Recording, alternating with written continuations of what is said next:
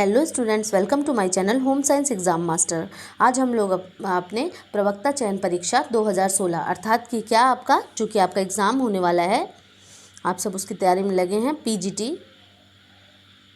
2016 के प्रश्न पत्र का अध्ययन करेंगे। इसमें हम लोग पढ़ेंगे आज कि जो आपका 2016 में प्रश्न आया हुआ था उन प्रश्नों को हम हल करेंगे और साथ ही साथ आप लोग वीडियोस को देखें। आप लोग की लाइक की संख्या कम रहती है, तो मैं इसलिए कहना चाहूँगी कि प्लीज़ लाइक करें, कमेंट करें, शेयर करें और मेरा चैनल ज़रूर सब्सक्राइब करें।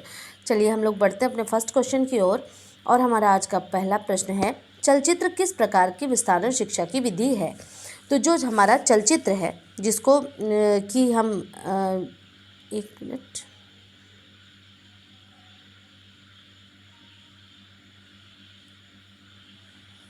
हाँ, चलचित्र किस प्रकार की शिक्षा की विस्तारण विधि है। तो जो हमारा ये चलचित्र है वो वाचन दृश्य वाचन सुनना दृश्य, ठीक है। वाचन मीन्स होता है आपका वर्बल, मतलब कि बोलना। दृश्य मतलब हो गया विजुअल, देखना, ठीक है। और वाचन और सुनना, वाचन तो सिर्फ आपका हो गया वर्बल हो गया, और सुनना हाँ वर्बल हो गया, और सुनना क्या, हियरिंग के अंतर्गत आ गया। तो यहाँ पर चलचित्र पूछा है कि किस प्रकार की है, तो यह हमारे दृश्य के अंतर्गत आती है। अच्छा, जो चलचित्र है इसमें इसको दो तरह से, एक तो इसको हम फिल्म्स के नाम से भी, जो ये यहाँ पहले की बात हो रही है, फिल्म्स और मोशन पिक्चर्स या मतलब गतिशील जो पिक्चर्स हैं उनकी बात हम यहाँ पर कर रहे हैं।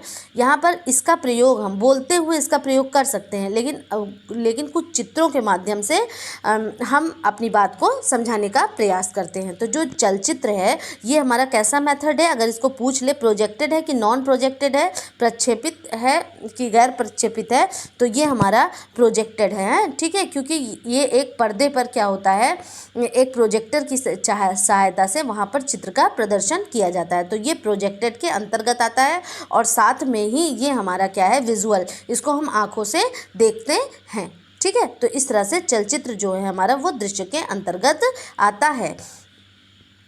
फिर अगला प्रश्न है, रोगों की रोकथाम और स्वास्थ्य का संवर्धन करने का प्राथमिक उद्देश्य है। रोगों की रोकथाम करने की बात कर रहा है और स्वास्थ्य का संवर्धन का प्राथमिक उद्देश्य है। तो वहाँ पर रोग हर दवाइयाँ, प्राथमिक दवा, रोकथाम दवा और आधुनिक दवा।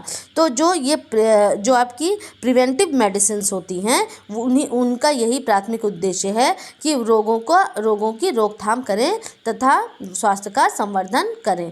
तो ये हमारा करेक्ट आंसर हो जाता है आपका प्रिवेंटिव मेडिसिन्स। साथ ही साथ में व्याख्या मैंने दे रखी है, क्योंकि समय बहुत कम है तो इसलिए मैं व्याख्या दे करके रखती हूँ। आपका मन हो तो आप उसको पढ़ भी सकते हैं।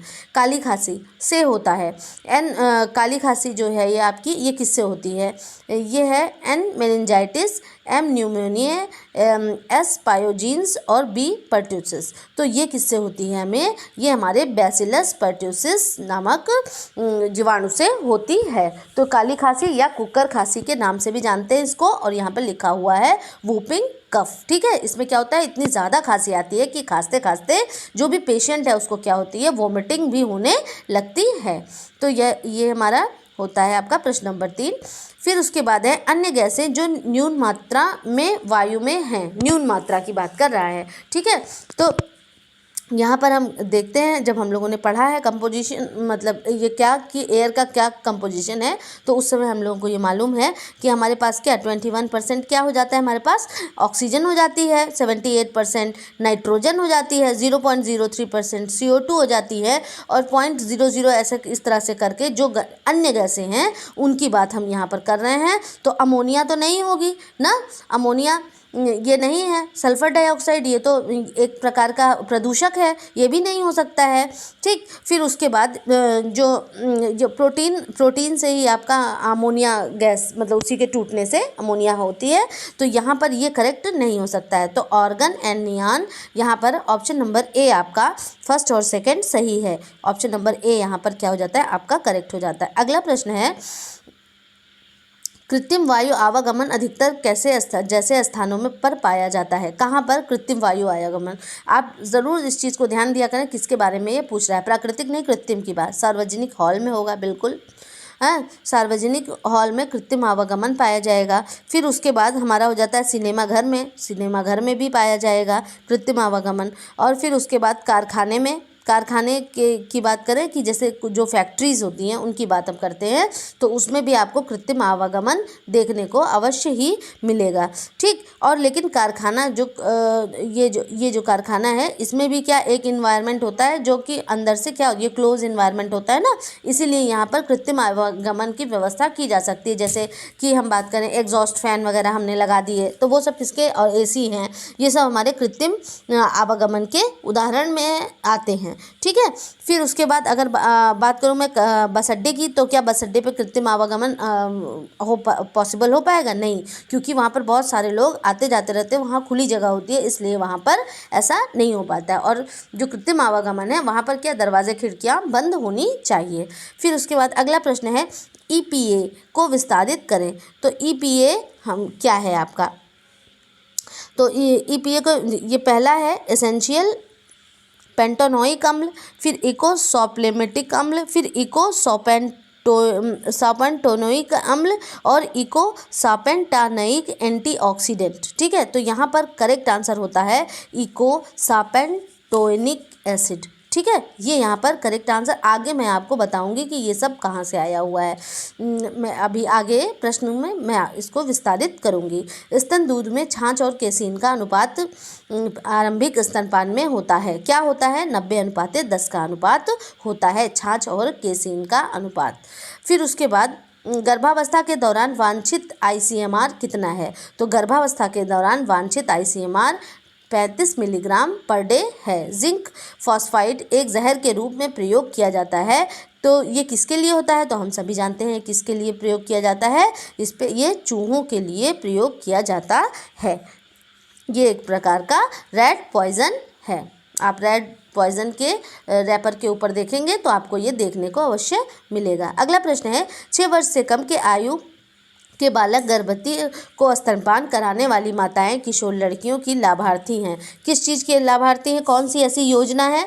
तो मध्याह्न भोजन कार्यक्रम, बालवाड़ी भोजन कार्यक्रम, एकीकृत बाल विकास योजना और जवाहर रोजगार योजना। तो हम लोगों ने ICDS खूब पढ़ा है PGT में, तो इसको हम लोगों को याद होगा। कब है ये? 2 अक्टूबर सन 1975 में, और 0 से लेकर के 6 वर्ष के बच्चों को इसमें टारगेट किया गया है। और किस चीज़ को ये देखता है? उनके पोषण को देखता है। ठीक है, पोषण को देखने का कार्य करता है। अगला है एक बालक चलने दौड़ने जैसी गतिविधियों के दौरान नियंत्रण पाता है। तो चलने और दौड़ने की मतलब कि परफेक्शन, परिपक्वता उनकी मांसपेशियों में आ जाती है, ये पूछ रहा है। तो वो कौन सी एज है? 1 से 2 वर्ष में? नहीं, उसमें तो बच्चा गिरता पड़ता रहता है। 7 से 8 वर्ष में ज़्यादा बड़ा हो जाएगा। 2 से 3 वर्ष में भी चलेगा, लेकिन उतनी फ्रिक्वेंटली दौड़ नहीं पाएगा। तो इसलिए 4 से 5 वर्ष क्या हो जाता है? एकदम करेक्ट ऑप्शन हो जाता है। जो भी उसका मोटर डेवलपमेंट होता है, शारीरिक विकास होना होता है, 4 से 5 वर्ष की अवस्था तक उसमें परिपक्वता देखने को मिल जाती है। जल के शुद्धिकरण की भौतिक विधि क्या है? भौतिक विधि की बात यहाँ पूछ रहा है। जल के शुद्धिकरण की जो आपकी भौतिक विधि है, उबालना, तनुकरण, अवसादन, उपचयन। तो ये क्या उबालना क्या है? इसकी भौतिक विधि है शुद्धिकरण की, जो कि घर में भी अगर पूछा जाए कि घर में जल शुद्ध करने की कौन सी विधि है, तो आप उबालना सही आंसर दे सकते हैं। फिर उसके बाद अगला प्रश्न है ग्रेन्युलोसाइट क्या है? न्यूट्रोफिल्स, इओसिनोफिल्स और बेसोफिल्स। ठीक है, तो यहाँ पर ये उक्त सभी ये क्या हो जाते हैं? ये सब इसके करेक्ट आंसर हो जाते हैं। अगर हम बात करें, आपको इसको जान लें आप कि ग्रेन्युलोसाइट जो है वो क्या है। ये क्या है? ये एक प्रकार की WBC जो हमारी सफ़ेद श्वेत रक्त कणिकाएँ होती हैं, उसी के अंतर्गत ये आता है। और इसको क्या ग्रेन्युलोसाइट क्या है? ये जो हमारा, इसको ऑल्सो नोन एज ल्यूकोसाइट, इसको ल्यूकोसाइट भी कहते हैं। और ये क्या करती है? शरीर को रोग प्रतिरोधक क्षमता प्रदान करने का कार्य करती हैं। उसी के अंतर्गत हमारी न्यूट्रोफिल्स को भी आती हैं, बेसोफिल्स भी आती हैं, और फिर उसके बाद इओसिनोफिल्स भी आती हैं। तो ऑप्शन नंबर बी, ये मतलब ये सारे सही होते हैं। तो उक्त सभी यहाँ पर करेक्ट आंसर हो जाता है। अगला प्रश्न है हमारा, फाइब्रोनोजिन को फाइब्रिन में बदल देता है। तो क्या लिखा है? थ्रोम्बोसिन और प्रोथ्रोम्बिन, थ्रोम्बोसाइट्स और थ्रोम्बिन। तो जो ये थ्रोम्बिन है वो फाइब्रिनोजन को फाइब्रिन में बदल देता है। ठीक है, तो यहाँ पे ऑप्शन नंबर डी क्या हो जाएगा आपका करेक्ट हो जाएगा।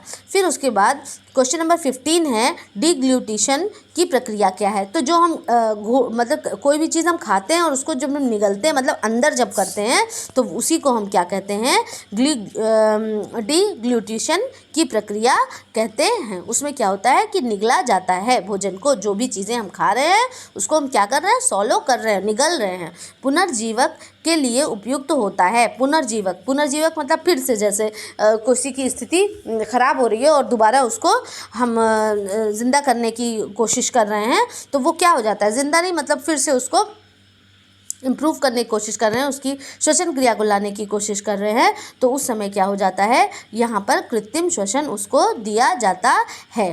ठीक,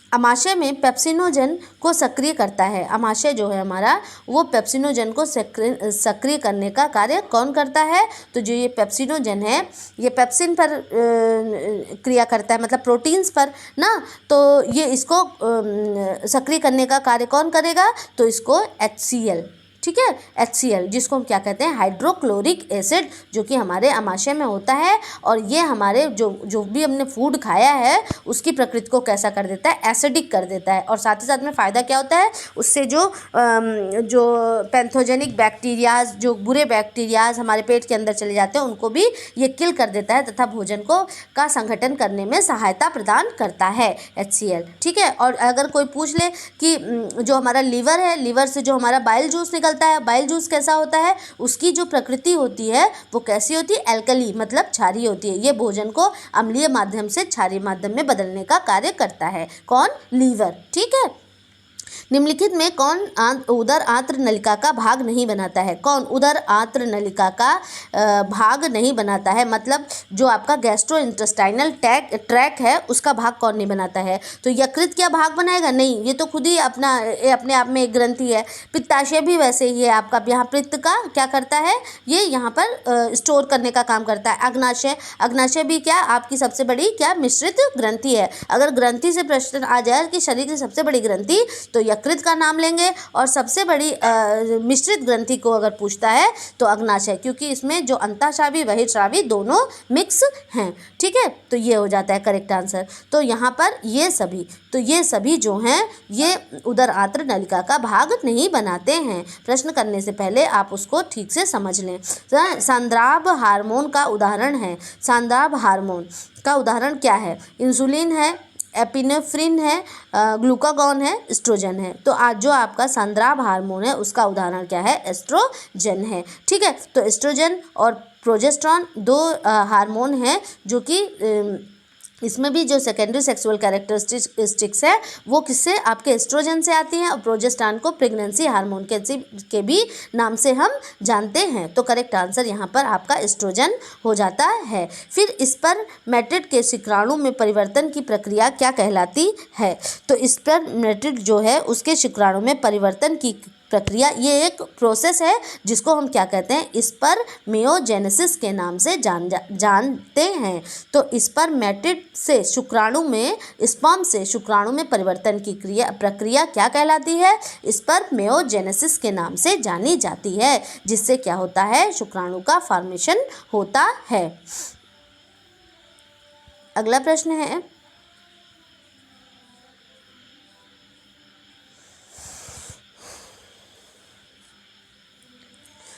एक शुक्राणु कोशिका से कितने शुक्राणु बनते हैं। तो इसको याद कर लीजिए आप लोग, एक शुक्राणु कोशिका से शुक्राणुओं की संख्या कितनी होती है, 4 शुक्राणु बनते हैं। अंडोत्सर्जन के बाद बचे हुए ग्रैन्युलोसा और थीका इंटरना कोशिकाएं बनाती हैं, क्या बनाती हैं, अंडोत्सर्जन मतलब जब ओवल्यूशन होता है, जब ओवम्स जब बनते हैं तो उसके बाद बचे हुए जो आपकी, ये प्रश्न इसको ध्यान से आप देखिएगा कि ग्रैन्युलोसा और थीका इंटरना कोशिकाएं, अब याद रखेंगे आप इसको, ग्रैन्युलोसा और थीका इंटरना कोशिकाएं जो हैं वो किसका निर्माण करेंगी, तो वो कार्पस ल्यूटियम का निर्माण करती हैं और इसी से क्या एस्ट्रोजन, प्रोजेस्टेरॉन इस तरह के जो हार्मोन हैं वहीं से बनते हैं। अगला प्रश्न है केंद्रक को कोशिका द्रव से अलग करता है। तो केंद्रक को कोशिका द्रव से कोई इजाद नहीं, कौन अलग करेगा? जैसे ये हमारा केंद्रक है, ये हमारा कोशिका है पूरी, उसके अंदर ये केंद्रक है, तो इसको इससे अलग करने का कौन काम कर रहा है? केंद्रक झिल्ली तो इसको अलग करने का काम कर रही है, तो केंद्रक झिल्ली इसको अलग करने का कार्य करती है। कोशिका में प्रोटीन संश्लेषित करता है, कौन सा है जो प्रोटीन का संश्लेषण करता है, मतलब प्रोटीन को बनाता है। तो आप जब भी प्रोटीन की बात आ जाए तो बिल्कुल आप राइबोसोम को स्किप मत करिएगा। तो यहाँ पर क्या हो जाएगा? राइबोसोम, जो कि क्या करता है? प्रोटीन का संश्लेषण करता है। देखिए व्याख्या भी दी है, राइबोसोम कोशिका में प्रोटीन संश्लेषित करता है, अर्थात राइबोसोम का मुख्य कार्य कोशिका में प्रोटीन संश्लेषण की क्रिया में भाग लेना है। ठीक है, कोशिका में क्या? प्रोटीन संश्लेषण मतलब क्या? बनाना। ठीक है, प्रोटीन बनाने की क्रिया में भाग लेता है, इसलिए राइबोसोम को कोशिका के प्रोटीन फैक्ट्री कहा जाता है। प्रश्न अगर पूछा जाए कि राइबोसोम को क्या कहा जाता है, तो प्रोटीन फैक्ट्री कहा जाता है, अर्थात राइबोसोम कोशिका में प्रोटीन का संश्लेषण का केंद्र होता है। अगर पावर हाउस पूछेंगे तो माइटोकॉन्ड्रिया, आंख बंद करके लगाइएगा। अगर सुसाइडल बैग पूछते हैं तो सुसाइडल बैग में आप लोग क्या? लाइसोसोम को, तो लाइसोसोम और ये आप राइबोसोम में कंफ्यूज मत होइएगा। ठीक है, राइबोसोम मतलब प्रोटीन का संश्लेषण, लाइसोसोम्स क्या होता है, क्योंकि ये अपचयन करता है कोशिकाओं का, तो फिर करते करते क्या करता है कि उसकी संख्या मतलब खाते खाते क्या होता है? बढ़ जाती है, तो उससे कोशिका झिल्ली फट जाती है, तो इसीलिए इसको सुसाइडल बैग के नाम से भी जाना जाता है। डीएनए में उपस्थित होता है, क्या क्या डीएनए में उपस्थित होगा? केंद्रक, माइटोकॉन्ड्रिया ए और बी दोनों और गोल्गी उपकरण। तो यहाँ पर जो डीएनए है आपका, उसमें क्या क्या चीज़ें उपस्थित होती हैं? आपका केंद्रक और माइटोकॉन्ड्रिया दोनों उपस्थित होता है। तो यहाँ पर आपका ऑप्शन नंबर बी सही होता है। अगला प्रश्न क्या है हमारा? यहाँ नहीं, बी, ए और बी दोनों, तो यहाँ ए और बी। ठीक है, तो ऑप्शन नंबर सी यहाँ पर क्या होगा? केंद्रक भी उपस्थित होता है और माइटोकॉन्ड्रिया भी उपस्थित होता है, तो इस तरह से ऑप्शन नंबर सी आपका यहाँ पर करेक्ट हो जाता है। फिर अगर मैं बात करूँ कि डीएनए और केंद्रक, यहाँ पे दोनों चीज़ें होती हैं, और अगर बात करते हैं कि डीएनए में क्या क्या है, तो डीएनए की बात करें, जो आपका केंद्रक है, हाँ, केंद्रक उपस्थित होता है डीएनए में। ठीक है, तो आपका केंद्रक के अंदर क्या क्या चीज़ें होती हैं, तो प्रोटीन अगर पूछे कि केंद्रक में प्रोटीन कितना होता है, तो 70% क्या होता है? प्रोटीन होता है, और फिर फास्फोलिपिड्स 3 से 5% होते हैं, फास्फोरस और क्या? वसा। ठीक है, फास्फोलिपिड दो चीज़ से मिलकर के बना हुआ है, तो ये आपका 70% आपका यहाँ पर क्या हो गया? प्रोटीन हो गया, 3 से 5% फास्फोलिपिड हो गया, और डीएनए 10% और आरएनए 2.3%। ठीक है, फिर अगला है, नीचे दिया हुआ है व्याख्या में, लार में पानी की मात्रा कितने प्रतिशत होती है? लार में पानी की मात्रा कितनी होगी? बस पानी ही पानी तो है, तो इसी से ध्यान रखिएगा, 99.27% होती है लार में पानी की मात्रा। अच्छा, ये लार क्या है? हल्की अम्लीय होती है, तो मालूम ही है 14 तक ये स्केल होती है, 7 पर न्यूट्रल हो जाता है, और यहाँ जितना इधर आता जाएगा एसिडिक, और जितना इधर जाएगा वो क्या हो जाएगा? 7 से 14 की तरफ, तो ये बेस की तरफ हो जाएगी। तो अगर लार का पीएच मान पूछ लेता है तो 6.8 है, तो बहुत ज़्यादा अम्लीय नहीं, लेकिन थोड़ी अम्लीय तो होगी ही। ठीक है, सामान्यतः हमारे मुख में प्रतिदिन 1.5 लीटर या 1500 मिलीलीटर लार का श्रावण होता है। तो अगर प्रश्न आ जाए कि हमारे दिन में कितना लीटर, तो लगभग 1.5 लीटर लार का श्रावण होता है। अगर आपसे पूछ ले कि ब्लड का पीएच मान क्या है, अगर रक्त की बात करें कि रक्त का पीएच मान क्या है, तो आप क्या बताएंगे? तो रक्त का पीएच मान हमारे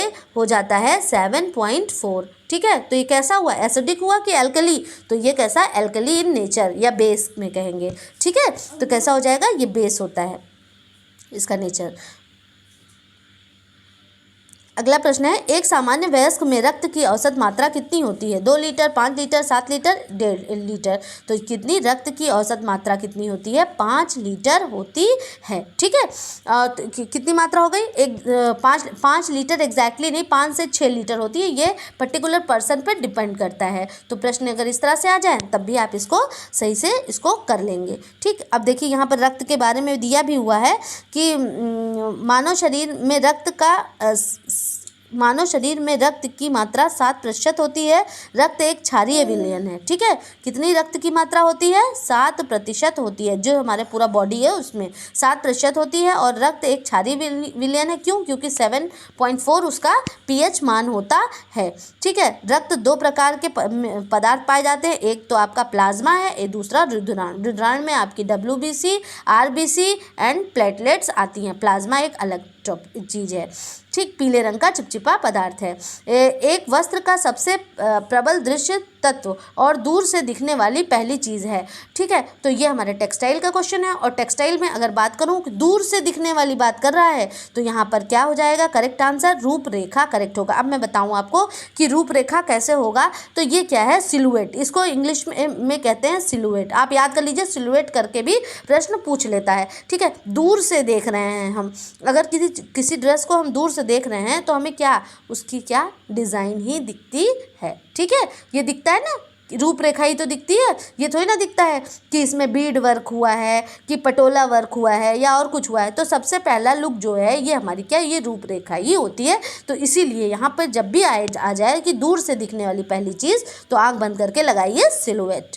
और बाटिक, टाई डाई और इकत छपाई मैंने आपको बताया है, इसमें क्या होता है? ये कौन सी हमारी रसिस्ट डाई के अंतर्गत आती हैं। रसिस्ट मतलब प्रतिरोधक, तो प्रतिरोध छाप के अंतर्गत आती हैं। अगला प्रश्न है, नमदा धागे से नहीं बनता है बल्कि किससे बनता है? ढीले रेशों के द्वारा बनता है। फीते से भी नहीं बनेगा, ना साटिन से, ना संजाव से, ये कुछ नहीं है, ठीक है। नमदा कैसे बनता है मैं बताती हूँ। ये फेल्ट विधि के द्वारा जमाव, ताप एवं दाब के माध्यम से क्या, इससे किसका निर्माण किया जाता है? इससे जो आपकी फ्लोरिंग होती है, कालीन वगैरह, इस तरह के रग्स का इस्तेमाल किया जाता है नमदा से। और इसमें क्या होता है? वूलन, जो कोर्स वूल होते हैं, मतलब कि जो अच्छी क्वालिटी के नहीं होते हैं, और कुछ कॉटन्स के भी जो फाइबर्स होते हैं, तो वूल के फाइबर प्लस कॉटन्स के फाइबर, इन दोनों को मिक्स किया जाता है। और मिक्स करने के बाद किसका, नमदा का निर्माण किया जाता है, ठीक है। मज़ा, फैशन और चटर रंग की वस्त्र पसंद से जुड़ी है। मज़ा मतलब जैसे फन है, ठीक है। तो जैसे फन है, फैशन है, और चटक रंग किससे, जब किससे जुड़े हुए हैं? ये सब हमारे किससे, खुशी से जुड़े हुए, बहुत खुश होते हैं तब ये सारे इस तरह के कपड़े पहनते हैं। अगला प्रश्न है हमारा,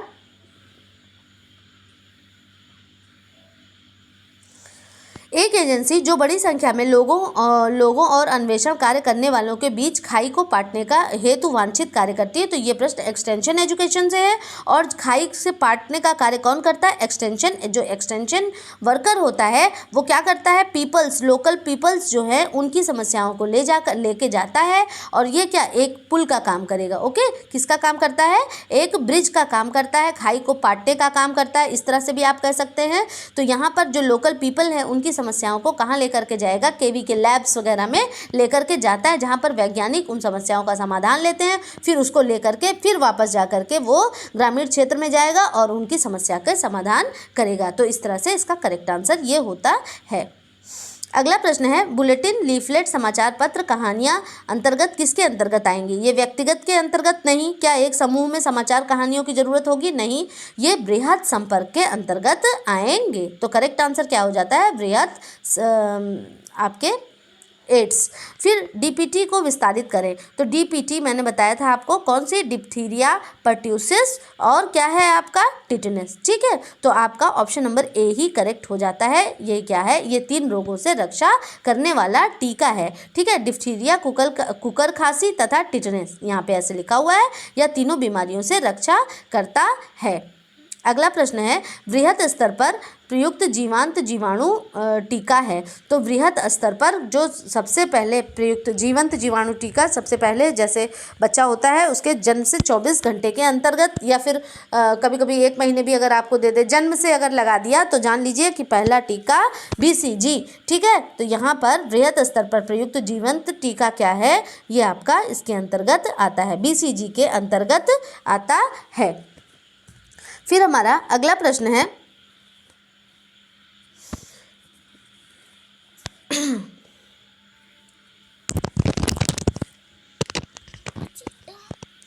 ऑटोमोबाइल दहन घरेलू ईंधन का जलना प्रदूषण के स्रोत हैं। अगर ऑटोमोबाइल जलेगा, घरेलू ईंधन जलेगा, तो ये सारी चीज़ें जल करके कहाँ जाएंगी? वायु में ही तो जाएंगी। तो ये क्या किसका स्रोत है? वायु प्रदूषण के स्रोत है। आवश्यक वसीय अम्ल में शामिल है।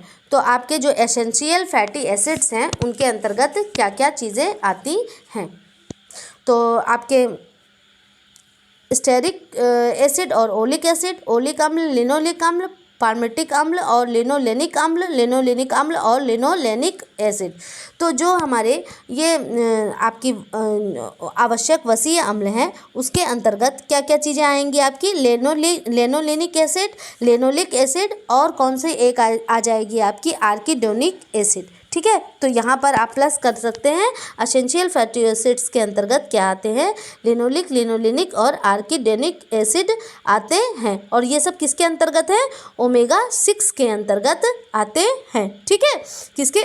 ओमेगा 6 इसमें ज़्यादा मात्रा में पाया जाता है। और फिर अगर मैं बात करूँ ओमेगा 3 की, अगर बात करते हैं तो आपको ये आपका ALA है, EPA है और DHA है। तो ELA का ALA का क्या मतलब है?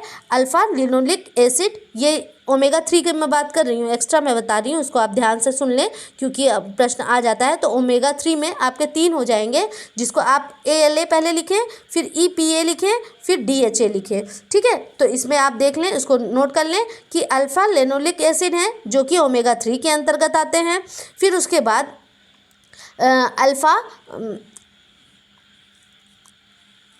अल्फा लिनोलिक एसिड लिखा आपने, फिर उसके बाद लिखिए इकोसेपेंटेनोइक एसिड। ठीक है, तो अभी मैंने पीछे जो आपका सेपेंटोनिक एसिड था, मैंने उसके बारे में आपसे कहा कि मैं अभी आपको बताऊंगी। तो ये किसके अंतर्गत? ओमेगा 3 के अंतर्गत आएंगे। ठीक है, तो ये जो आपका है EPA है, इकोसेपेंटोनिक एसिड। और फिर DHA में आपका हो जाएगा डोको सेफेक्सा एनोइक एसिड। क्या? डोको सेफेक्सा एनोइक एसिड। तो इस तरह से ELA, EPA और DHA। ठीक है, तो ये इसको आप याद करे रहेंगे। ये किसके अंतर्गत आएगा? ये ओमेगा 3 के अंतर्गत आएगा। अलग से अलग पूछ भी सकते हैं कि ओमेगा 6 के अंतर्गत कौन सा है, ओमेगा 3 के अंतर्गत कौन सा है। तो उस समय हमें कन्फ्यूज़न, तो शॉर्ट में अगर आप याद कर लिख लेंगे तो आपको याद रहेगा। मैंने आपको बता दिया है ALA, EPA और DHA। ठीक है, DHA। तो ये क्या है? हमारे ओमेगा 3 के हैं। और ओमेगा 6 के अंतर्गत मैंने बताया कि लिनोलिक एसिड, लिनोलेनिक एसिड और आर्किडोनिक एसिड, ये क्या है? हमारे एसेंशियल फैटी एसिड हैं। तो जो भी आवश्यक वसीय अम्ल होते हैं वो शरीर की वृद्धि एवं विकास के लिए आवश्यक उनकी आवश्यकता होती है, क्योंकि उसको हमारी बॉडी खुद सिंथेसाइज नहीं कर पाती, उसको हमें बाहर से लेने की आवश्यकता होती है। और इसके माध्यम से, और ये हमें कहाँ से? इनको हम भोजन से ग्रहण कर सकते हैं। तो ओमेगा 3 के अंतर्गत हमारी जो फैटी फिश वगैरह हैं और आपका ऑलिव ऑयल है, ये सब किसका? ओमेगा 3 के अंतर्गत आता है। आई होप कि ये आपको क्लियर हो गया होगा। अगला है हमारा गर्भपात्र LBW समय पूर्व जन्म के साथ जुड़े हैं। तो इसमें गर्भपात मतलब कि जब मिसकैरेज हो जाए आपका, EBW समय पूर्व जन्म मतलब पहले से ही जन्म हो जाए, तो उसका कारण क्या है? निम्न फोलेट स्तर। अच्छा, निम्न फोलेट क्या है? तो विटामिन B9। ठीक है, जिसको हम फॉलिक एसिड के नाम से भी जानते हैं। ये हमारे B कॉम्प्लेक्स का है। ठीक, फिर अगला प्रश्न है हमारा, नवजात के भोजन में जोड़ा गया ठोस भोजन क्या कहलाता है? तो बिकोस्ट कहलाता है। इसमें कुछ याद करने जैसा नहीं है, समझने जैसा। तो नवजात जो छोटा बच्चा है उसके मतलब उसके जब वीनिंग की प्रोसेस शुरू हो गई कि उसको मिल्क भी वो लेने लगा। वीनिंग मतलब क्या होता है? दुग्धपान छुड़ाना। और किस 6 माह की अवस्था में। तो फिर ठोस भोजन जब उसमें जोड़ा जाएगा तो वो क्या है? वो बिकोस्ट के नाम से जाना जाता है। सिंक सीमेंट फर्श के दाग हटाने में प्रयुक्त होता है। तो किसका? इसमें ब्लीच का प्रयोग होता है। अगला प्रश्न है,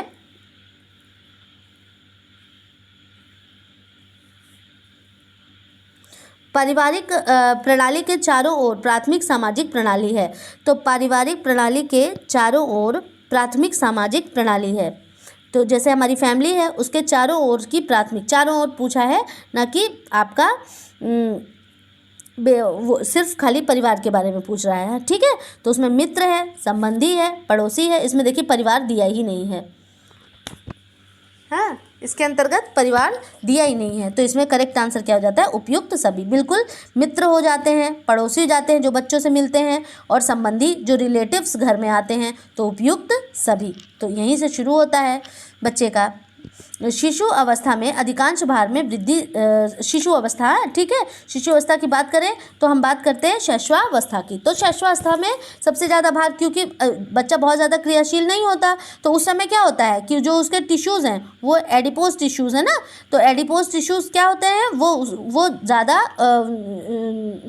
वसा के रूप में क्या होता है, इकट्ठा हो जाते हैं। अच्छा, अगर प्रश्न है कि बच्चों में कौन सा टिश्यू पाया जाता है, मतलब वसा कौन सी पाई जाती है, तो जो एडिपोज टिश्यू है उसी में क्या, ब्राउन एडिपोज टिश्यू बच्चे शिशु में पाया जाता है। गलसुआ चेचक फेफड़े का क्षय रोग के उदाहरण है। गलसुआ मतलब जो गला सूज जाता है, चेचक हो गया आपका चिकन पॉक्स, और फेफड़े का क्षय मतलब आपका ट्यूबरकुलोसिस। तो ये सब किसके संक्रमण है, ये सब वायु संचरण के कारण होते हैं। पर्यवेक्षणों का एक समुच्चय जो विशिष्ट समय सामान्यतः समान अंतरालों पर लिया जाता है। तो वो क्या है, समय का समान अंतराल। जब समान अंतराल हो गया तो वो किसके अंतर्गत, किसमें, समय श्रृंखला के अंतर्गत आएंगे, ठीक है। ऑब्जर्वेशन की बात कर रहा है। थ्रोम्बोसाइट को कहते हैं, अभी मैंने आपको बताया था थ्रोम्बोसाइट किसको को क्या कहते हैं, WBC, आपके सॉरी थ्रोम्बोसाइट जो है वो किसका, प्लेटलेट्स, ठीक है। क्योंकि ये रक्त पट्टिकाएँ होती हैं ना, उसको स्कंदन रक्त को थक्का जमाने के में सहायक होती हैं। तो थ्रोम्बोसाइट्स का करेक्ट आंसर क्या होता है, ऑप्शन नंबर डी यहाँ पर करेक्ट आंसर हो जाता है। इसको आप देख लें। फिर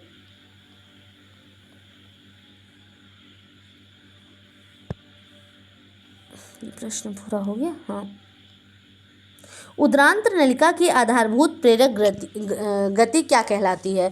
तो अगर हम बात करें मतलब गैस जो आपका इंटेस्टाइन है उसकी बात कर रहा है कि उसकी जो आधारभूत प्रेरक गति है वो क्या कहलाती है। संकुचन कहलाती है, मैस्टिकेशन कहलाती है, निष्कासन कहलाती है, पेरिस्टाल्सिस कहलाती है। तो ये उदरांत्र आत्र नलिका जो है, जो आपका इंटेस्टाइनल ट्रैक है, उसकी आधारभूत प्रेरक गति मतलब जो कॉन्ट्रैक्शन हो रहा है उसकी बात कर रहा है। तो उसको किस नाम से हम जानते हैं, ठीक है। आधारभूत प्रेरक गति जो है, जो ये जो आपकी जो इंटेस्टाइनल ट्रैक है वो बार बार संकुचन विमोचन करता है, संकुचन विमोचन करता है। तो उसी को, वो जो आधारभूत प्रेरक गति है उसको किस नाम से जाना जाता है। तो ये कहाँ पे, हमारे डाइजेस्टिव सिस्टम में होती है, ठीक है। डाइजेस्टिव सिस्टम में होती है, जिसको पेरिस्टाल्सिस के नाम से जानते हैं, ठीक है। तो अगर प्रश्न आता है तो पेरिस्टाल्सिस जो है ये गति कहाँ होती है, तो ये डाइजेस्टिव सिस्टम में होती है। तो यहाँ पर लिखा हुआ है उदरांत्र नलिका मतलब जो इंटेस्टाइनल ट्रैक है आपका, उसकी बात यहाँ पर कर रहा है। शरीर के ऊतक ऑक्सीजन मध्यवर्ती के रूप में कार्य करता है। शरीर में ऊतक ऑक्सीजन मध्यवर्ती के रूप में तो कौन कार्य करता है, आंख बंद करके लगाइए, हीमोग्लोबिन। मतलब टिश्यूज़ का ऑक्सीजन, मतलब ऑक्सीजन तक ले जाने का कार्य कौन करेगा, तो हीमोग्लोबिन ही करता है, ठीक है। फिर भोजन का चबाया जाना क्या कहलाता है, तो वह क्या कहलाता है, पीसना कहलाता है। फिर उसके बाद कोशिकाएं अमाशय में अम्ल विलयन स्रावित करती हैं। कौन सा अम्ल विलयन है जिसको कि कौन सी कोशिकाएं स्रावित करती हैं, तो जो हमारी पार्श्विक कोशिकाएं हैं, ठीक है। तो जो हमारी पैरेटल सेल्स हैं वो क्या करती हैं, अमाशय में अम्ल विलयन स्रावित करती हैं। और वो अम्ल विलयन कौन सा है, HCl है। तो ACTH का विस्तारण करें, तो ACTH का विस्तारण अगर हम करते हैं तो ये हो जाता है एड्रिनोकॉर्टिकोट्रोपिक हार्मोन। क्या हो जाता है, एड्रिनो, A फॉर एड्रिनो, फिर उसके बाद कॉर्टिक,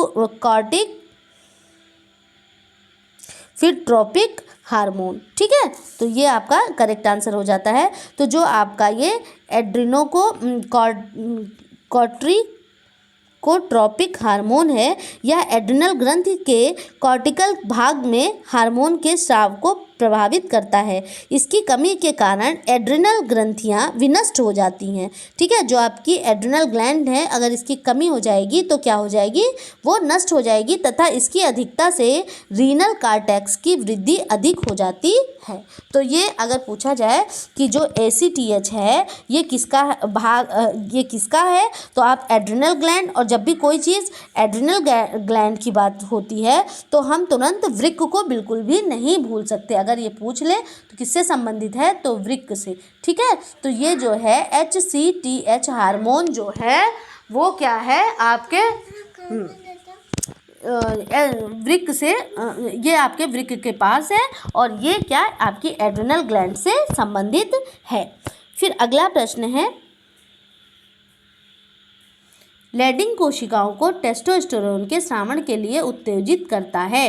तो जो ये लैडिंग कोशिकाएं हैं उसको टेस्टोस्टेरोन के स्रावण के लिए उत्तेजित करने स्टिमुलस के रूप में कार्य कौन करती हैं, तो ये जो हमारी हैं ल्यूटेनिन हार्मोन। कौन सा, जो आपका जो LH है, लैडिंग कोशिका जो LH है आपका, वो क्या है, ल्यूटिनिन हार्मोन लैडिंग कोशिकाओं को टेस्टोस्टेरोन के स्रावण के लिए उत्तेजित करता है। ठीक है, और यह हार्मोन अंतराल कोशिकाओं में उत्तेजक हार्मोन, नर में इसके अभाव से अंतराली कोशिकाओं में टेस्टोस्टेरोन हार्मोन एवं मादा में एस्ट्रोजन हार्मोन स्रावित होता है। ठीक है, अगर जो टेस्टोस्टेरोन हार्मोन है वो कहाँ पे, मेल में, और एस्ट्रोजन तो हम सभी जानते हैं किसमें, मादा में होता है। तो जो LH लैडिंग कोशिकाएं हैं वो टेस्टोस्टेरोन के स्रावण के लिए स्टिमुलस का काम करती हैं। तो जब भी स्टिमुलस वाला क्वेश्चन आएगा तो LH कोशिकाएं हैं जो कि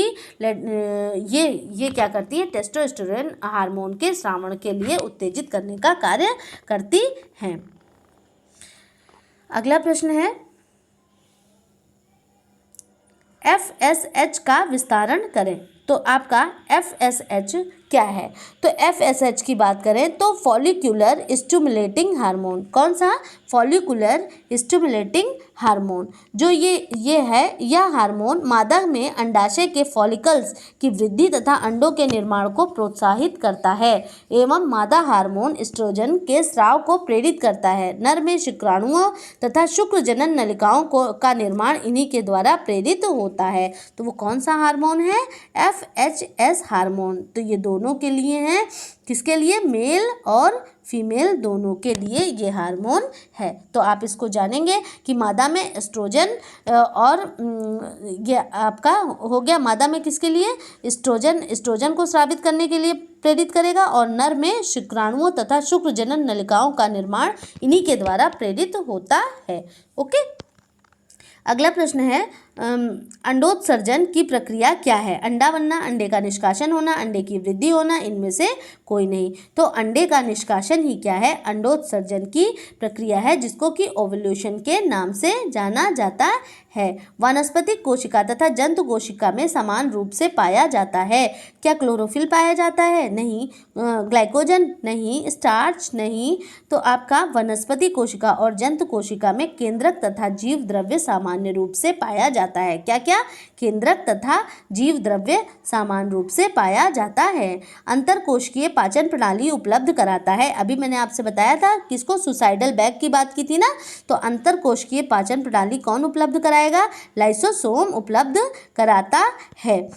और ये भी देख लीजिए, लाइसोसोम की खोज किसने की है, डी डुबे नामक वैज्ञानिक ने की थी। लाइसोसोम लगभग गोल आकृति का एक परत वाली झिल्लियों से घिरी हुई है और इसकी विभिन्न प्रकृति से लगभग 40 से अधिक जल अपघटनीय एंजाइम पाए जाते हैं। अगला प्रश्न है, एटीपी का विस्तार करें। तो एटीपी का अगर विस्तार करने के लिए आ जाता है, मैंने आपको बताया है क्या है, एडेनोसिन ट्राईफॉस्फेट। ठीक है, तो एटीपी के निर्माण में क्या क्या चीज़ें होती हैं, एडेनोसिन ट्राईफॉस्फेट। ठीक, अगला प्रश्न है, अंडे की सबसे बाहरी परत को क्या कहते हैं?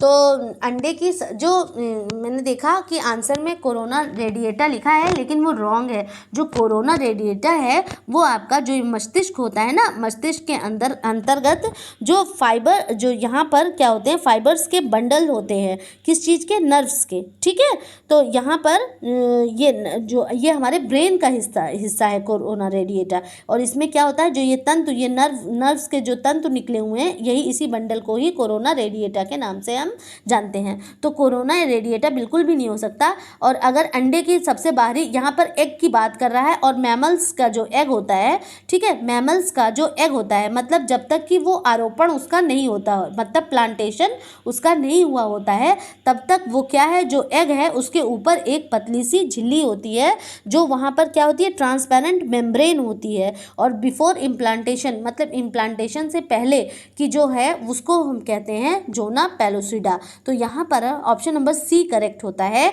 और जिसको कन्फ्यूज़न है वो देख लेगा, और उसके बाद अगर तब भी आपको सेटिस्फैक्शन नहीं होता तो आप लगा सकते हैं लेकिन मैंने आपको बता दिया कि यह उसका नहीं बल्कि मस्तिष्क का भाग है। और जो ये आपका जोना ये पेलोसिडा है वो क्या है आपका, ये आपका जो एग है, जो मैमल्स के जो जितने भी मैमल्स के एग्स हैं, जब तक कि उनका आरोपण नहीं हुआ होता, प्लांटेशन नहीं हुआ होता है ना, निषेचित है, 14 दिन बाद उसका प्लांटेशन होता है ना, तो उस समय उसमें उसके ऊपर जो उसको कवर की होती है झिल्ली, उसको कहते हैं जोना पेलोसिडा। तो यहाँ पर यह आपका आंसर करेक्ट होता है।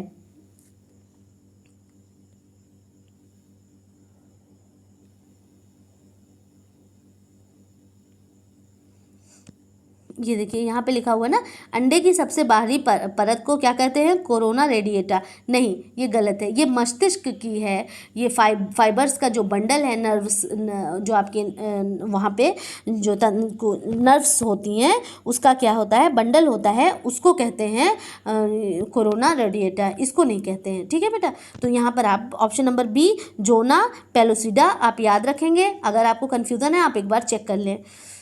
अगला प्रश्न है, एक संयोजी ऊतक है, तो हम सभी जानते हैं क्या, रक्त भी संयोजी ऊतक है और बोन भी संयोजी ऊतक है। ठीक है, तरल के अंतर्गत ये आएगी।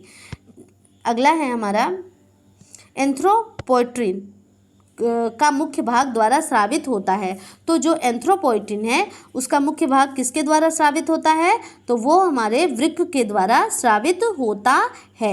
और जो ये हैं, ये जो एंथ्रोपोएटिन है वो क्या करते हैं, ये आरबीसी का फॉर्मेशन करते हैं। किसका? आरबीसी का फॉर्मेशन करते हैं। और ये ऑक्सीजन को कहाँ लेकर के जाते हैं?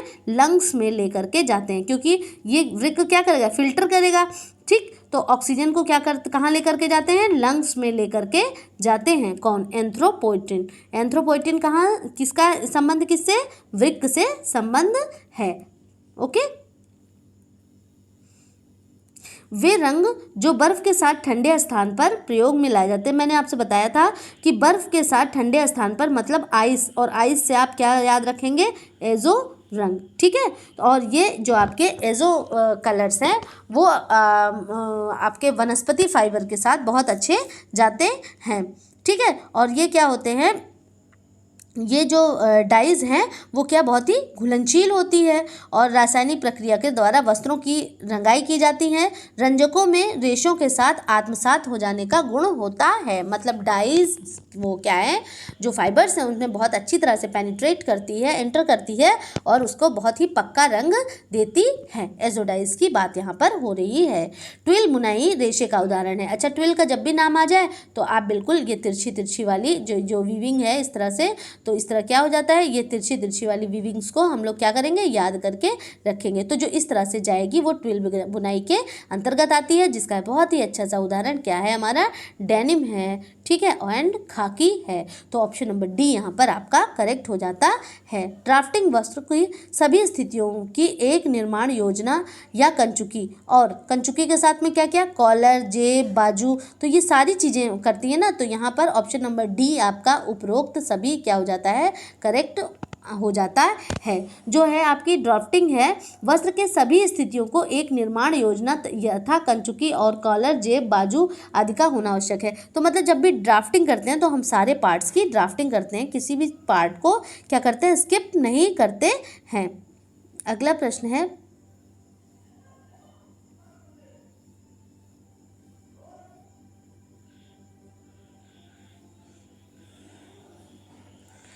वाणिज्यिक सिनेमाघर में फिल्म प्रक्षेपणों के लिए प्रयुक्त फिल्म का आकार क्या है। तो वाणिज्यिक मतलब जो आपके व्यावसायिक हैं उनकी बात कर रहा है कि फिल्म प्रक्षेपणों के लिए मतलब जो प्रोजेक्टर्स हैं उनके लिए प्रयुक्त फिल्म का आकार क्या है।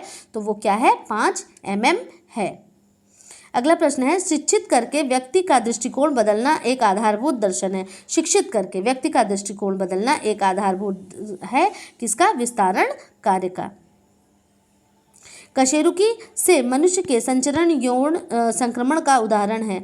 कशेरुकी से मनुष्य, ठीक है, तो मतलब किसी भी जीव से मनुष्य में अगर कुछ आ जाता है तो वो क्या है, वो किसका लक्षण है, वो हमारे रेबीज का लक्षण है, जानवरों के काटने से होता है। SARS का विस्तारण करें। तो इसका SARS का सीवियर एक्यूट रेस्पिरेटरी सिंड्रोम, ठीक है, सीवियर एक्यूट रेस्पिरेटरी सिंड्रोम। इसमें जो रोगी होता है उसको सांस लेने में दिक्कत होती है। अगला प्रश्न है, धूल, धुआं, कुहासा, वाष्प किसमें उपस्थित होगा। तो ये सारी चीज़ें ऑब्वियसली कहाँ, वायु में उपस्थित होती हैं और वायु को क्या करती हैं, अशुद्ध करने का कार्य करती हैं। और इसी सब के कारण क्या, फोग वाली समस्या आपको देखने को मिलती है। अगला प्रश्न है, वास्तव में निम्न के अतिरिक्त सभी भोजनों में कार्बोहाइड्रेट पाया जाता है। हाँ, दूध में पाया जाता है, बिल्कुल पाया जाता है, आयोडीन टेस्ट किया जाता है इसी के लिए। ब्रेड में पाया जाता है, बिल्कुल पाया जाता है, व्हीट से बनता है। फल में पाया जाता है कार्बोहाइड्रेट, हाँ पाया जाएगा कार्बोहाइड्रेट का ही रूप क्या है, ग्लूकोज, और क्या है हमारा स्टार्च, और ग्लूकोज में क्या, फ्रक्टोज, फ्रूट शुगर, ठीक है। तो ये इस तरह से हमें आंसर मिल गया। पाया जाता है, क्या मांस में पाया जाता है, नहीं, मांस में प्रोटीन अधिक मात्रा में पाया जाता है। तो ऑप्शन नंबर बी वहाँ पर करेक्ट हो गया। भोजन जिसमें संतृप्त वसा, ट्रांस वसा, कोलेस्ट्रॉल द्वारा परिष्कृत शर्करा कम होती है। प्रश्न पर ध्यान देंगे, शर्करा कम होती है, वह उन्नत रक्त को नियंत्रित करने में सहायता करता है। तो क्या ये लिपिड स्तर ही तो नहीं, क्योंकि ये जो ट्रांस फैटी एसिड्स है ये सब क्या, बैड कोलेस्ट्रॉल है, ठीक है, तो ये लिपिड स्तर, ठीक है। तो यहाँ पर करेक्ट आंसर लिपिड स्तर, वसा के स्तर को बनाए रखने का कार्य करेगा अगर इन सारी चीज़ों को हम नहीं खाते हैं। तो मानव दूध किस विटामिन का अच्छा सोर्स है, तो मानव दूध विटामिन ई का अच्छा सोर्स है। मानव दूध विटामिन ई का अच्छा स्रोत है। विटामिन ई का रासायनिक नाम टोकोफेरॉल है। और यह कोशिका की सुरक्षा, टर्निक एपिथेलियम की वृद्धि तथा पेशियों की क्रियाशीलता में सहायक होते हैं।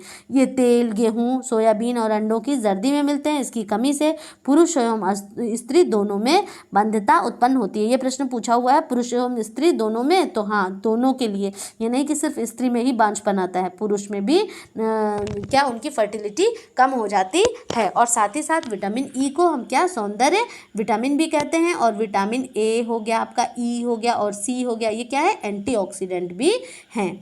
एक रोगी की निश्वासित वायु में अधिक होता है। एक रोगी व्यक्ति है तो उसकी निश्वासित वायु में क्या अधिक होगा, carbon monoxide, carbon dioxide, carbon tetraoxide, carbon trioxide. तो correct answer is carbon dioxide.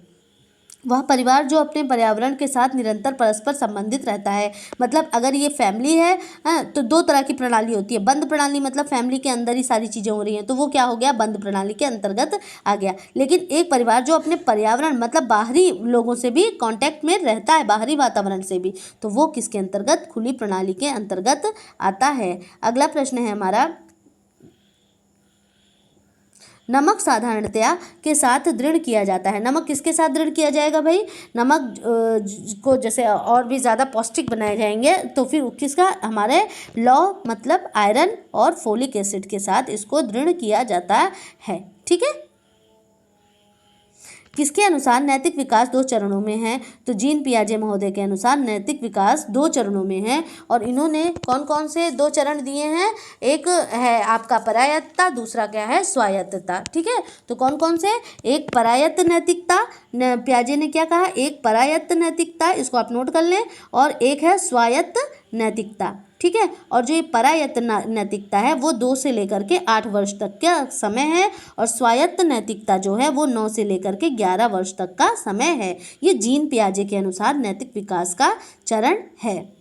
Histogram आवृत्त बहुभुज के 2 ग्राफिकल प्रस्तुतिकरण हैं। अच्छा, जो ये वो क्या है? हिस्टोग्राम आवृत्त बहुभुज के, यहाँ पर करेक्ट आंसर है आवृत्त बंटन। आवृत्त बंटन मतलब क्या है? कि फ्रीक्वेंसी डिस्ट्रीब्यूशन। अच्छा, हिस्टोग्राम और आवृत्त बहुवचन ये इसी के अंतर्गत आते हैं। अच्छा, हिस्टोग्राम अगर आपसे पूछे तो क्या यहाँ पर रहता है इस तरह से, यहाँ दिया है, ये दिया हुआ है, ठीक है, यहाँ पर दिया हुआ है, ईयर दिया हुआ है, यहाँ पर दिया है कि इस ईयर में इतना हुआ, तो क्या इस तरह से जो चित्र बनेगा वो किसके अंतर्गत आता है? हमारा हिस्टोग्राम के, छोटा बड़ा इस तरह से, तो ये हिस्टोग्राम हो गया। ठीक है, अगर बात करते हैं आवृत्त बहुभुज की, तो आवृत्त बहुभुज में हेक्सागोन्स वाला है, तो इस तरह से देखिए, इसी में ये लाइन को इस तरह से ऊपर नीचे कर देते हैं, तो ये हमारा क्या है?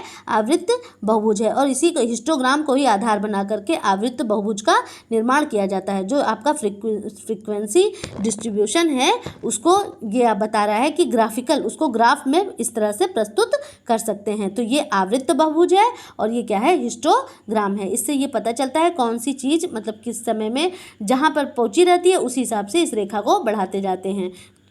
अगला प्रश्न है, रक्त हानि की रोकथाम कहलाती है। अगर रक्त हानि लगातार ब्लड निकल रहा है तो उसकी जो रोकथाम मतलब उसको क्लॉटिंग को हम क्या कहते हैं? रक्त का थक्का जमना कहते हैं, और विटामिन के से ये संभव हो पाता है। कार्डियक चक्र में शिथिलन की अवधि क्या है? तो कार्डियक जो आपका चक्र है, अच्छा पहले बताऊँ मैं कार्डियक चक्र होता क्या है?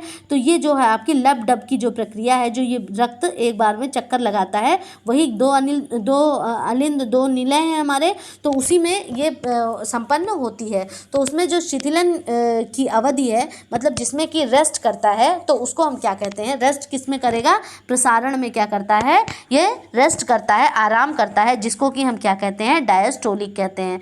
डायस्टोलिक कहते हैं। ये क्या है हमारा? प्रसारण प्रकुंचन। 2 तरह की बात हो गई।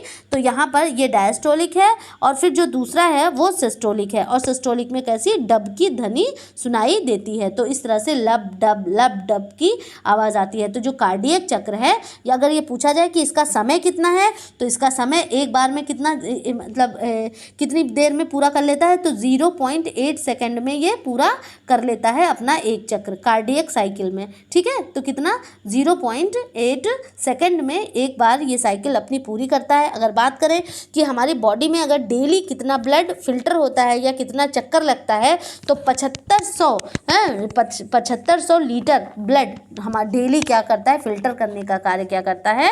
हमारा हृदय करता है। अगला प्रश्न है, ऑक्सीजन अणु हीमोग्लोबिन के भाग से बना होता है। तो ऑक्सीजन अणु जो है वो किससे जा करके जुड़ता है? हीम से जा करके जुड़ता है। ये आप जाने रहिए। हीमोग्लोबिन, हीम क्या है? हीम आयरन है, और ग्लोबिन क्या है? ग्लोबिन हमारी एक प्रकार की प्रोटीन है। अगला प्रश्न है, आमाशय के कोटर अंथ्रम की जी कोशिका द्वारा स्रावित होता है। तो ये जो है गैस्ट्रिन जो है, ये गैस्ट्रिन जो है अंथ्रम की जी कोशिका के द्वारा स्रावित होता है। अच्छा, मैं बात करूं कि यहाँ पर जी कोशिका की, तो जो ये आपकी जी कोशिका है उसके अंतर्गत क्या चीज़ें आती हैं? तो ये आपका जो स्टमक जो है आपका, पेट की बात यहाँ पर कर रहे हैं, तो ये 2 चीज़ों में 2 जगह आपको देखने को मिलेगा। क्या? जो गैस्ट्रिन है, गैस्ट्रिन अगर बात करूँ मैं कि गैस्ट्रिन क्या है, तो गैस्ट्रिन जो है, सॉरी थोड़ा बड़ा कर दूँ, हाँ, गैस्ट्रिन जो है वो आपका पेप्टाइड हार्मोन है। गैस्ट्रिन क्या है? ये एक पेप्टाइड हार्मोन है, और इसका किस चीज़ का सिक्रीशन करता है? ये गैस्ट्रिक एसिड। ठीक है, गैस्ट्रिक आंतरीय रस का ये गैस्ट्रिक एसिड का सिक्रीशन करता है। क्या आपका पेप्टाइड जो हार्मोन है, जो गैस्ट्रिन हार्मोन है, ये गैस्ट्रिक एसिड का सिक्रीशन करता है। और साथ में यहाँ पे ये जो है ये गैस्ट्रिन ये हो गया। फिर अंथ्रम की जी कोशिकाएं, ठीक है, तो यहाँ जो अंथ्रम की जी कोशिकाएं हैं वो कहाँ, उनसे मतलब कि किन जगह कहाँ कहाँ पे पाई जाएंगी, तो उसकी जो जी कोशिकाएं हैं, पहली बात तो ये पेट में स्टमक में ही रहेगी आपकी, तो दो जगह पे आपकी स्टमक में और कहाँ पे, दूसरा डियोडेनम में पाई जाती है। कहाँ कहाँ, स्टमक और डियोडेनम दोनों जगह पर जी कोशिकाएं पाई जाती है। अगर प्रश्न आए कि कहाँ पाई जाती हैं जी कोशिकाएं, तो स्टमक एंड डियोडेनम, ठीक है। और गैस्ट्रिन क्या है, गैस्ट्रिन हमारा पेप्टाइड हार्मोन है, ठीक है, और क्या सिक्रीट करता है, गैस्ट्रिक एसिड का सिक्रेशन करता है, जिसको हम कहें कि HCl।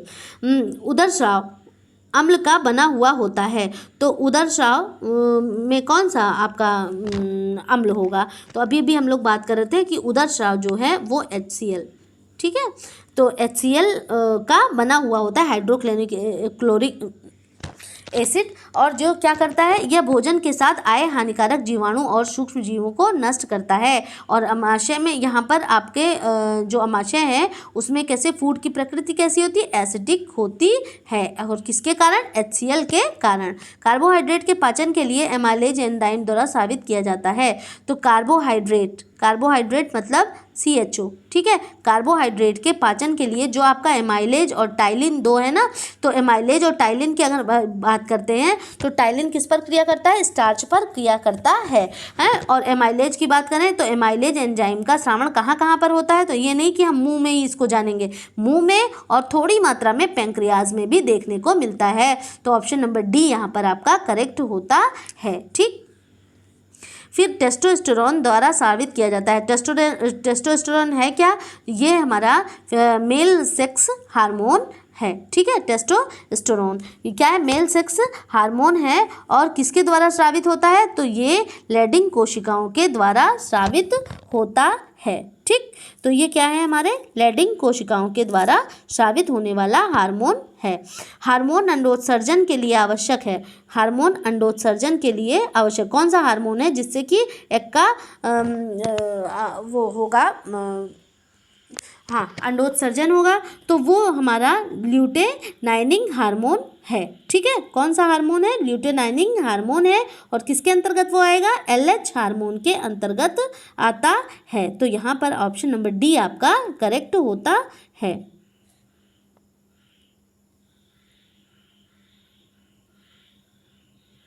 एक मिनट, यहाँ पर थोड़ा सा मिस्टेक हो गया है।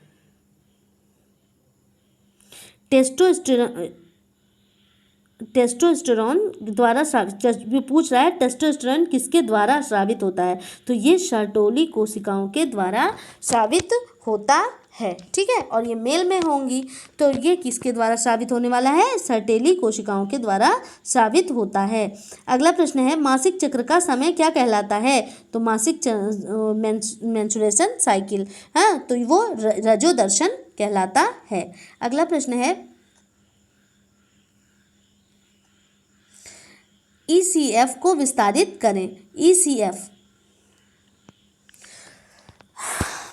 इंटरनल सेड फ्लूइड, फिर उसके बाद extra cell floor, extra cellular fluid और इंटेंशन ऑफ सेल फ्लूइड। तो यहाँ पर ECF का फुल फॉर्म क्या हो जाता है, एक्स्ट्रा सेलुलर फ्लूइड, ठीक। तो क्या हो गया correct answer, extra cellular fluid. वो फ्लूइड हैं जो कि हमारे शरीर के अंदर जो द्रव होते हैं उनमें, जैसे कोशिकाओं में द्रव्य है, जीव द्रव्य में द्रव्य है, तो उन पर नियंत्रण करने का कार्य करते हैं। तो ये क्या है, एक्स्ट्रा सेलुलर फ्लूइड्स हैं, इसके अंतर्गत आते हैं।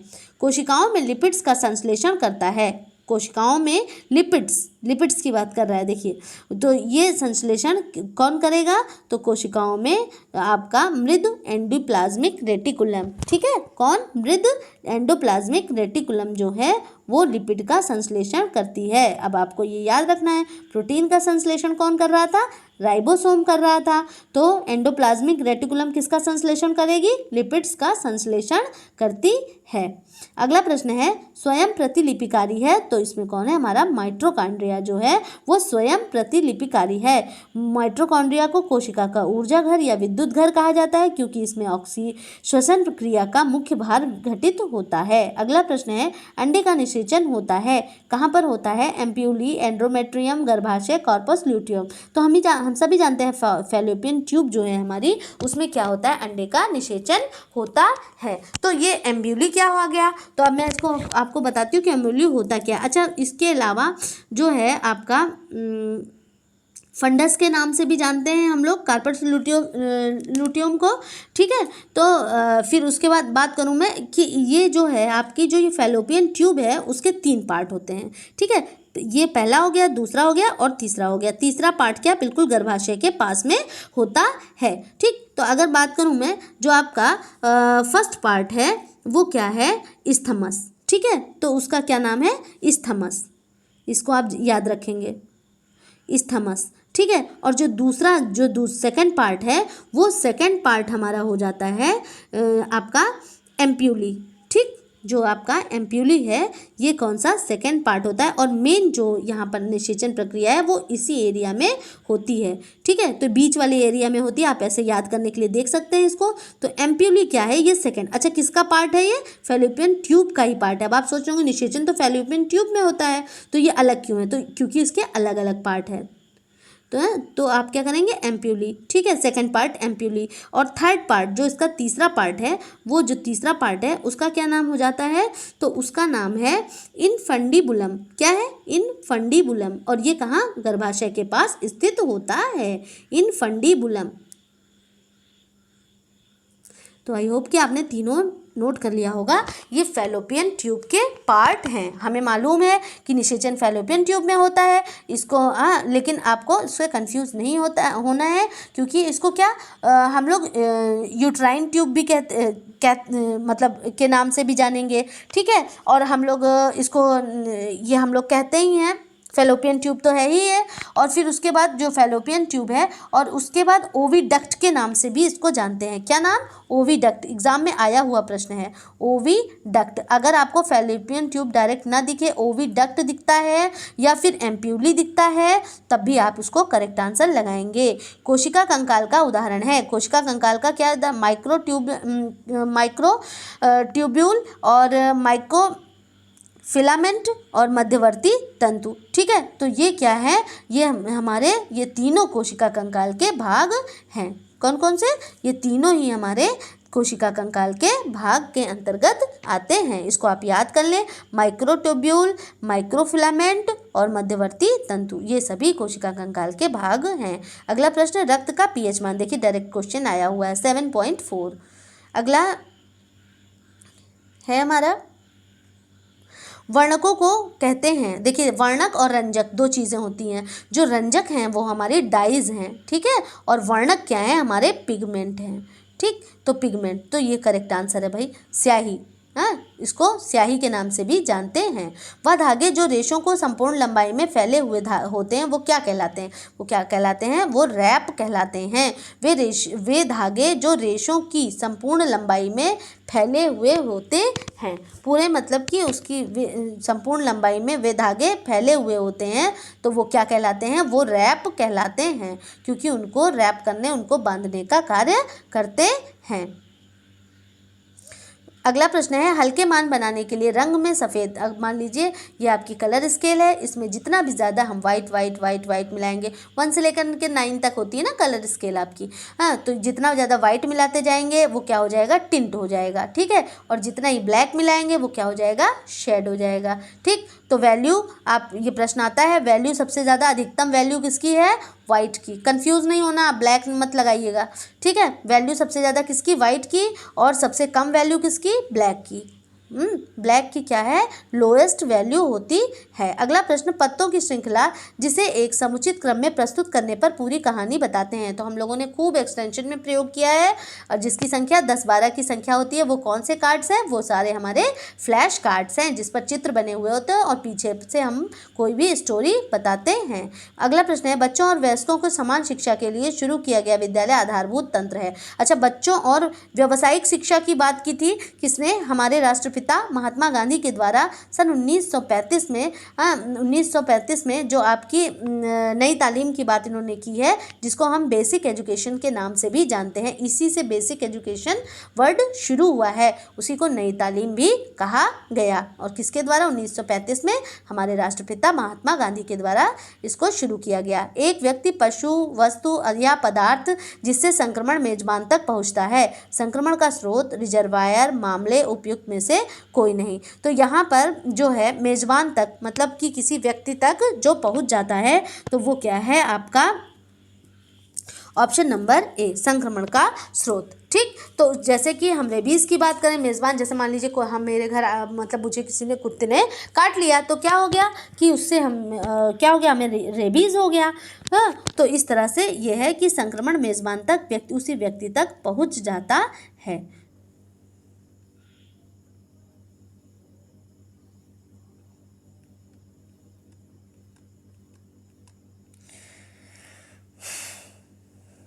अतिश्वसन संक्रमण की संरचना के प्रकार हैं: जनजनित, वायुजनित, जलवायुजनित और भोजन जनित। तो जो अतिश्वसन संक्रमण के संचरण के प्रकार हैं, मतलब जो सांस लेते हैं हम, उससे जो संचरण होता है, तो वो कौन सा है? कॉज ऑफ एयर पोल्यूशन, वायु के कारण ऐसा होता है। कृत्रिम वायु आवागमन का प्रकार: एग्जॉस्ट वेंटिलेशन है, वातानुकूलन है, संतुलित वायु आवागमन है। उपयुक्त सभी, यहाँ पर correct answer option number D हो जाएगा। देखिए, संतुलित वायु आवागमन से आप कंफ्यूज ना हो, और नहीं तो आप इसको गलत कर दें। तो यहाँ पर अगर होता संवहन धाराएं, ठीक है, संवहन धाराएं, तब वो प्राकृतिक के अंतर्गत आता। ये सभी कृत्रिम के ही प्रकार हैं। यौगिक जो कार्बोहाइड्रेट, वसा और प्रोटीन से ऊर्जा निकालना सुगम बनाते हैं, वो क्या कहलाते हैं? तो वो क्या कहलाते हैं? वो विटामिन्स कहलाते हैं। कार्बोहाइड्रेट, वसा और प्रोटीन से ऊर्जा निकालना सुगम बनाते हैं, तो वे सारे क्या कहलाते हैं? विटामिन कहलाते हैं। अगला प्रश्न, प्रोटीन में से कौन से भोजन उच्चतम गुणवत्ता के प्रोटीन उपलब्ध कराते हैं? जब आप अगर गुणवत्ता की बात करता है, तो जितने अगर आपके नॉनवेज का अगर बात करेगा, तो हाई बायोलॉजिकल वैल्यू जो होती है वो नॉनवेज प्रोटीन की ही होती है। ठीक है, तो यहाँ पर आपका अंडा करेक्ट आंसर। अनाज में होता है लेकिन उतना नहीं। मक्का में क्या लो क्वालिटी का होता है ना, जिलेटिन भी लो क्वालिटी का है। ठीक, तो इस तरह से। और देखिए, अंडे में 12 से 14% तक प्रोटीन पाया जाता है। जिस तरह से प्रश्न पूछा गया था, 16% का वो नाइट्रोजन पूछा गया था ना, उसी तरह से इस तरह से भी प्रश्न पूछा जा सकता है। तो 12 से 14% तक प्रोटीन पाई जाती है। एक नवजात द्वारा आसानी से पाचित होने वाला मुख्य कार्बोहाइड्रेट क्या है? नवजात व्यक्ति में कौन सा हार्मोन इनके अंदर बहुत रहता है? रेनिन। और रेनिन किस पर क्रिया करता है? दूध पर। और दूध में पाई जाने वाली शर्करा क्या है? लैक्टोज। तो करेक्ट आंसर इज लैक्टोज। अगला प्रश्न, वह भोजन जो एक पोषणीय दृष्टिकोण से पूर्णतः अपर्याप्त है? मृद भोजन, पूर्ण द्रव्य और नियमित भोजन। ठीक है, नियमित भोजन तो बिल्कुल भी नहीं होगा। पूर्ण द्रव्य की हम बात करें, फुल लिक्विड डाइट, इसमें हम क्या मिल्क को इंक्लूड करते हैं। स्पष्ट द्रव भोजन मतलब क्लियर लिक्विड डाइट, इसमें मिल्क नहीं होता है, इसीलिए यहाँ पर क्या वाटर है, इलेक्ट्रोलाइट्स हैं, ये सब इसके अंतर्गत आएंगे। ठीक है, तो मृद भोजन यहाँ पर ये इससे भी आपको कुछ ना कुछ मिल ही जाएगा पोषण। तो यहाँ पर करेक्ट आंसर आपका ऑप्शन नंबर सी, जिसको क्लियर लिक्विड डाइट कहते हैं, स्पष्ट द्रव भोजन कहते हैं, इसके अंतर्गत आता है। अगला प्रश्न है, रिपर एक क्या है? रिपर सिलाई का उपकरण, काटने का उपकरण, मापन का उपकरण, नत्थी करना। तो रिपर क्या है? सिलाई का उपकरण। मैं बता दूं रिपर क्या होता है।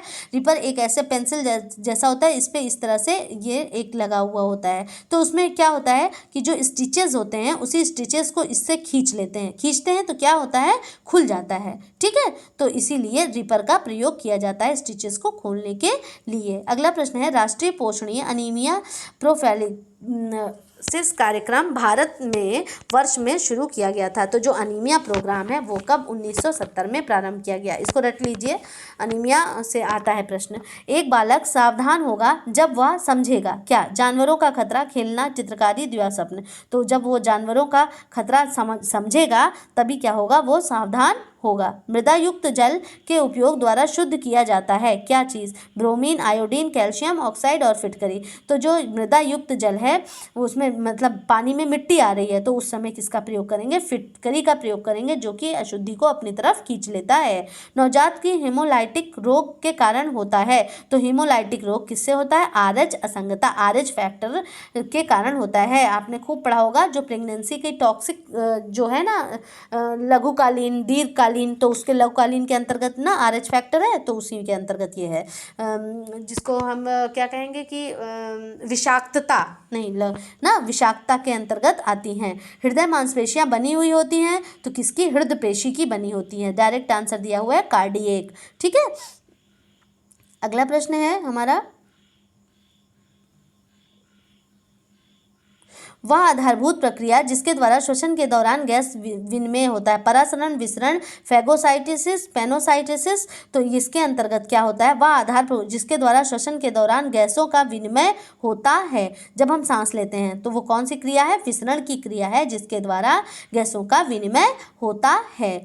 फिर उदरांत्र भित्ति से बना हुआ होता है। उदर आंत्र मतलब इंटेस्टाइनल आपका ट्रैक जो है वो किससे बना हुआ? कंकाली मांसपेशी, धारीदार, कार्डियक, तो इनसे सबसे नहीं बनेगा।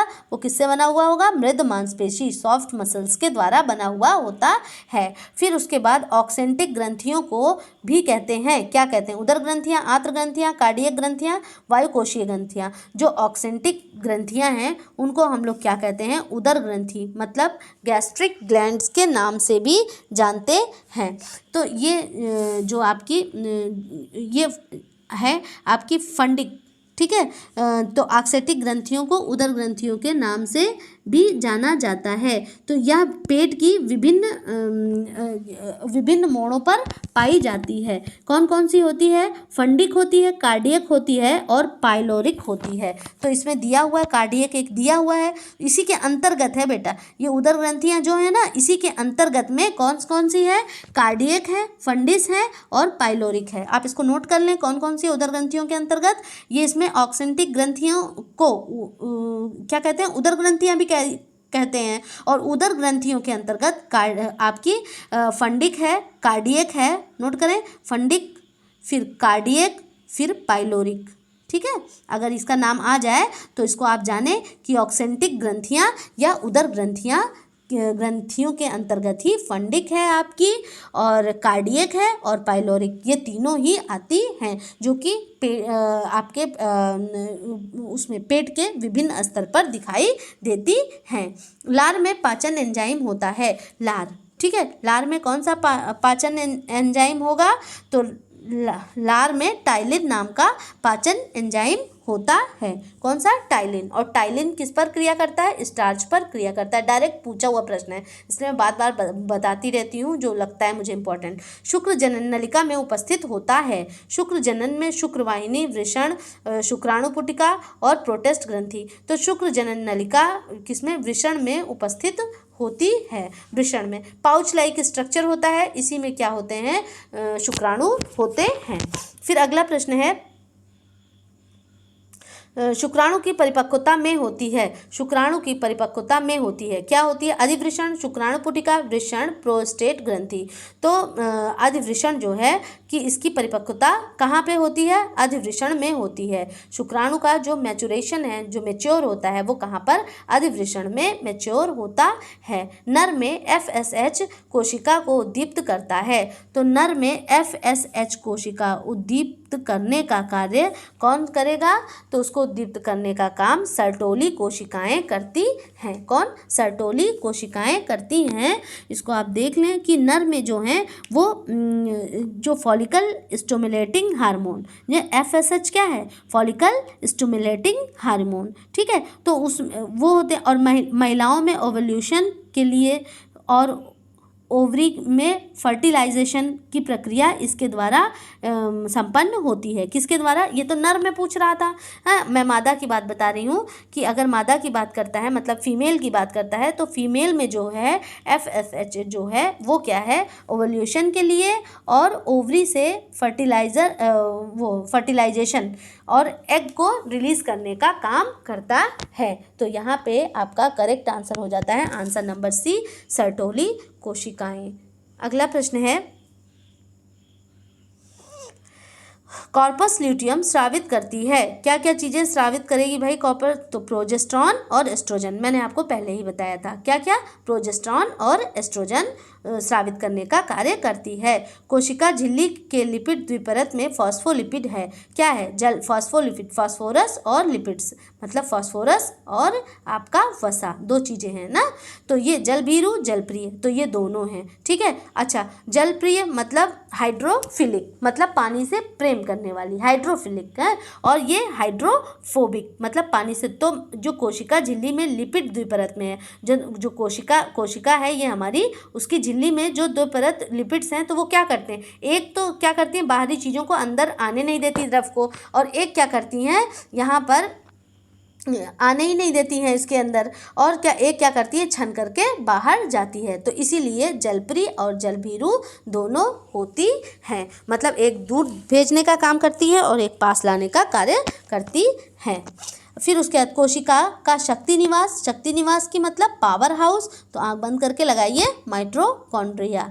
अगला प्रश्न है, फैलोपियन नली, फैलोपियन ट्यूब की बात कर रहे हैं, हाँ भी कहते हैं, क्या कहते हैं? एम्प्यूली, एंडोमेट्रियम, गर्भाशय, अंडनली। तो भाई, तो ये फैलोपियन जो ट्यूब की बात कर रहा है, तो उसको हम ओविडक्ट, अभी मैंने एक वर्ड आपको बताया था ना पीछे कि फैलोपियन ट्यूब को क्या, ओविडक्ट के नाम से भी जाना जाता है। अगर पूछे कि फैलोपियन ट्यूब में किस जगह पर निषेचन की क्रिया संपन्न होती है, तो पहली बात तो फैलोपियन ट्यूब में होती है। अगर ऑप्शन में फैलोपियन ट्यूब नहीं है तो फिर आप आंसर में लगाएंगे एम्प्यूली, और जो मैंने 3 स्तर बताए हैं उसमें जो मध्य स्तर है वही क्या है, आपका एम्प्यूली है।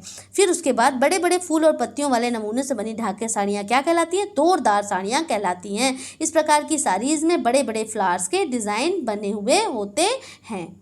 अगला प्रश्न है, रक्त की प्रकृति हल्की कैसी होगी? रक्त का पीएच मान 7.4 बताया, तो ये क्या हो जाएगी, ये क्या हो जाएंगी, ये आपकी 7 पॉइंट से ऊपर जा रही है, इसकी मतलब अल्कली होती है, तो इसमें क्षारीय प्रवृत्ति की होती है। इसमें कुछ ज़्यादा नहीं जानना। अगला प्रश्न है, वर्ण, गहराई और मान, 3 विभिन्न बीमाएं, मतलब डायमेंशंस ऑफ किसके? कलर्स ना। वर्ण मतलब ये आपका क्रोम हो गया, फिर इसके बाद एक हो गई आपकी वैल्यू हो गई, एक हो गई आपकी इंटेंसिटी हो गई, ये तीनों चीज़ें हो गई ना इसके अंतर्गत। तो ये डायमेंशन ऑफ क्या? कलर, तो इसलिए कलर की जो बीमाएं हैं उन्हीं के बारे में बताया जा रहा है। निम्न में से सही युग्म बताइए। पैठड़ी कहाँ की? और फिर बालूचरी बंगाल और कांजीवरम बंगाल, ठीक है। तो इसमें सही आपको युग्म, तो पैठड़ी महाराष्ट्र की है, ठीक है। पैठड़ी कहाँ की है?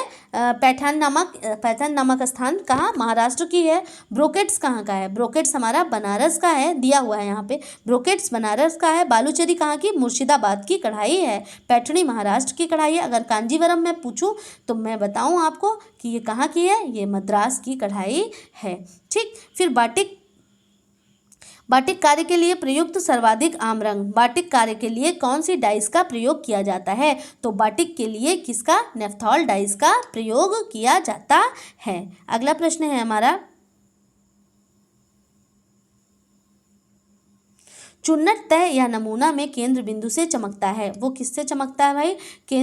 चुन्नट तह या नमूना, जैसे कि अगर हम जो गैदर्स डालते हैं ना, जैसे चुन्नट डालते हैं तो वो किस केंद्र बिंदु से, मतलब किस पर फोकस करता है? तो वो अर्धव्यासी संतुलन है। संतुलन के प्रकार है ना, औपचारिक, अनौपचारिक, तो उसी के अंतर्गत ये अर्धव्यासी संतुलन के अंतर्गत आता है।